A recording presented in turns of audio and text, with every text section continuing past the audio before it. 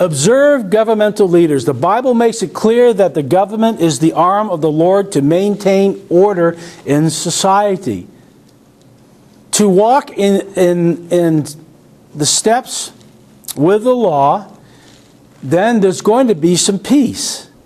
To rebel against the law only brings the wrath of man. This is the idea we have already considered. God had hanged judgment to men, and we are under the obligation to obey them as they rule our country, even when we disagree with how they lead us. There are going to be times, no matter who's in office, who is the mayor, who is the governor, who is our president, there are going to be times, and we're going to disagree with their philosophies and some of the stuff they do. But we still have to what? Obey the law. There's a lot of stuff that gets passed in our government, and we wake up the next day and see it in the paper, and we say, I don't believe they passed a law like that. But we still have to what? Obey it. There has to be some type of leadership. There has to be some type of rule, because without it, you're going to have what? Chaos. And there are going to be times, and we don't like some of these laws, people, but we're still to obey them anyway. You know? We have to obey them. Unless it goes against the Scriptures.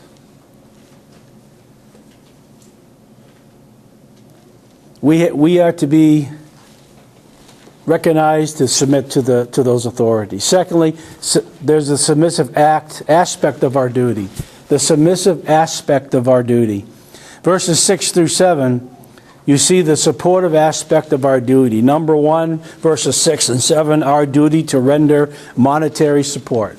We are to render monetary support. For because of this, you also pay taxes. For they are God's ministers, attending continually to this very thing. Render therefore to all there is due, taxes to whom taxes are due, custom to whom customs, fear to whom fear, honor to whom honor. These verses have to do with the matter of paying taxes. Ugh. Nobody likes paying taxes. Now, there is not a person in this room that when they pay their taxes, do it with a smile. In truth, of the taxes we pay are unnecessary, unethical, and even illegal. We know that. However, we are obligated to pay them nonetheless. Of course, most folks look for any way they can to get out of paying their taxes. That happens. In fact, the IRS says that the gap between what people owe in taxes and what they actually pay is around $93 million per year. However, the Lord would have us to pay taxes that we owe to the government. We may not like it. You might hate it. But biblically, it honors God. It honors God. Secondly, our duty to render moral support. We're not only to render monetary support to the government, but moral support. Verse 7 says, render therefore to all their dues, taxes to whom taxes are due, custom to whom customs, fear to whom fear, honor to whom what? Honor. We are commanded to fear and honor those who have the rule over us.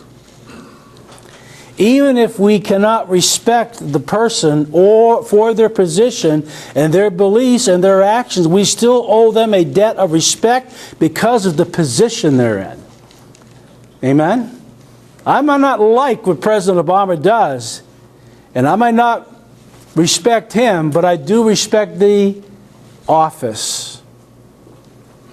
You have to respect the office, no matter who's in it. You have to. It's biblical.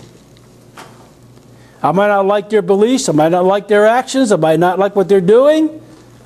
But remember, they would not be serving there unless they had been allowed in that position by God. By God. God is the one. Remember, you got to remember this, believer. He puts leaders in position for a purpose. He does. And if you don't like it, well, in our case, you can every 4 years you can change it. Or every 8 years if they get in a second term. Good. It's the way it is. You gotta have government ruling. You gotta have government ruling. Remember, they will not be serving there unless God allowed it. Therefore, respect given to those in authority, in effect, is to respect God. You have to remember that. Submissiveness, our aspect is our duty. Supportive aspect of our duty. Lastly, look at the spiritual aspect of our duty.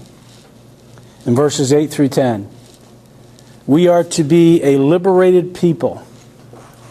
Oh, no one anything except to love one another, for he who loves another has fulfilled the law.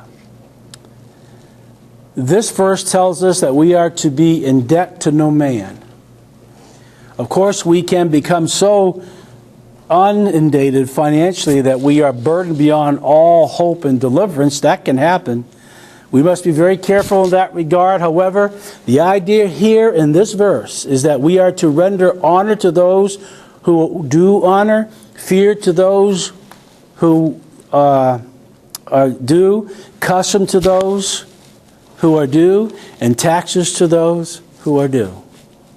Paul is telling the Roman citizens here that they are to meet every social obligations without failing. The command for us in our day is no different. We are under the same obligation to obey the rulers of our country and render them the honor they are due. Whether we agree with them or not, therefore let us determine in our hearts that regardless of what men do, we will honor God by the way we live our lives. For instance, if you don't like, say you didn't like an official, let's say you didn't like the mayor of your town. And you're a believer. You don't like what he's doing. You don't like some of the stuff he's passed. And so you decide one day as a Christian, you're going to go up to him and you're going to give him a piece of your mind. All right? Remember this. It's an office, right? You're to respect that office. The biblical thing to do is go pay him a visit, give him a piece of your mind, but do it in a what? Respectful way. That way that mayor will respect you. You don't want anybody authority against you. If an authority doesn't like you, you're going to get nailed. There's harassment coming your way. Respect him. Say, Mr. Mayor, and do it in a spirit-filled, controlled person. Amen? That way you'll have a good conversation. But if you go up there in the flesh, say, you know what, you dirty, rotten scoundrel mayor, and you call him every name under the book, and you go in there and you just chew him out from the top of his head to the bottom of his toe, do you think he's going to have any respect for you? He'll look at you and say, that's a Christian? That's how a Christian acts? No. There's a lot of stuff that we don't like what's going on, Christian. And we don't like some of the leadership we see today. But if you're going to give your opinion, please remember the office. God says, remember the office. Respect the office. Give your opinion, but please give it with a kind, polite way of expressing yourself. Amen?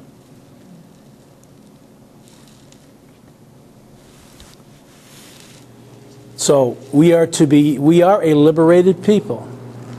We are to be a loving people. Verses 8 through 10, Paul is talking about love here.